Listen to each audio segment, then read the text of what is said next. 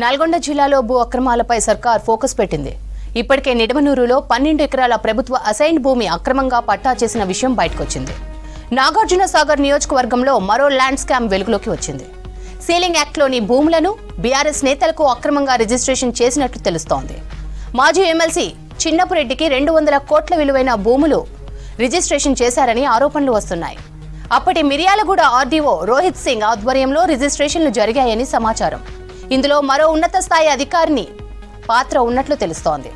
అప్పటి BRS MLA పాత్ర ఉన్నట్లు ఆరోపణలు వస్తున్నాయి. ల్యాండ్ రిజిస్ట్రేషన్ కోసం సీఎంఓ నుంచి అధికారులపై ఒత్తిడి తెచ్చారని సమాచారం. అక్రమంగా రిజిస్ట్రేషన్ చేసిన భూముల వివరాలను ఎమ్మెల్యే జైవీర్ రెడ్డి, సీనియర్ నేత జానారెడ్డి సేకరించి ప్రభుత్వ దృష్టికి తీసుకెళ్లినట్లు తెలుస్తోంది. ఈ విషయంపై సర్కార్ సీరియస్ గా ఉన్నట్లు సమాచారం.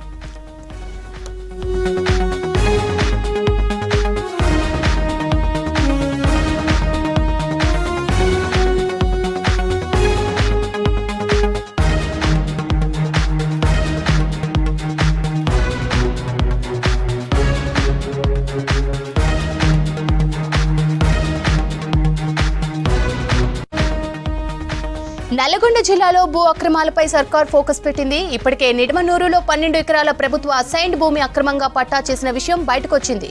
నాగార్జున సాగర్ నియోజకవర్గంలో మరో ల్యాండ్ స్కామ్ వెలుగులోకి వచ్చింది. సీలింగ్ యాక్ట్లోని భూములను బీఆర్ఎస్ నేతలకు అక్రమంగా రిజిస్ట్రేషన్ చేసినట్లు తెలుస్తోంది. మాజీ ఎమ్మెల్సీ చిన్నపురెడ్డికి 200 కోట్ల విలువైన భూములు రిజిస్ట్రేషన్ చేశారని ఆరోపణలు వస్తున్నాయి. అప్పటి మిర్యాలగూడ ఆర్డీఓ రోహిత్ సింగ్ ఆధ్వర్యంలో రిజిస్ట్రేషన్లు జరిగాయని సమాచారం. ఇందులో మరో ఉన్నత స్థాయి అధికారిని పాత్ర ఉన్నట్లు తెలుస్తోంది. అప్పటి బీఆర్ఎస్ ఎమ్మెల్యే పాత్ర ఉన్నట్లు ఆరోపణలు వస్తున్నాయి. ల్యాండ్ రిజిస్ట్రేషన్ కోసం సీఎంఓ నుంచి అధికారులపై ఒత్తిడి తెచ్చారని సమాచారం.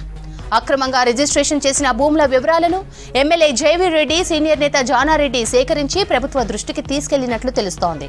ఈ విషయంపై సర్కార్ సీరియస్ గా ఉన్నట్లు తెలుస్తోంది.